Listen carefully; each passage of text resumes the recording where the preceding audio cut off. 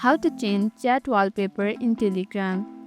In today's quick tutorial, I'll show you how to change your Telegram chat wallpaper in just a few seconds. It's super duper simple, so without any further ado, let's get right into the video. First, open your Telegram app on your phone.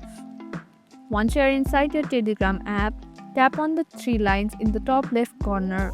Then tap on Settings. Next, tap on Chat Setting if you are on Android or Appearance if you are on iPhone.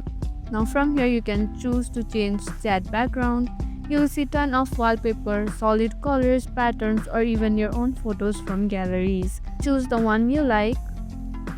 Once you have picked your favorite, you can even change the messages corners. You can also tap on this three dot at the top right corner of your screen, then tap on Edit Colors and also change the color of the background. Once you're happy with the themes and background, you can just go back to your chat screen and that's it. Your Telegram chat now has a fresh new look. If you found this video helpful, don't forget to hit on that like and subscribe button and also hit on the notification bell icon so that you won't miss any of our upcoming videos. That's all for today and I'll see you in the next video.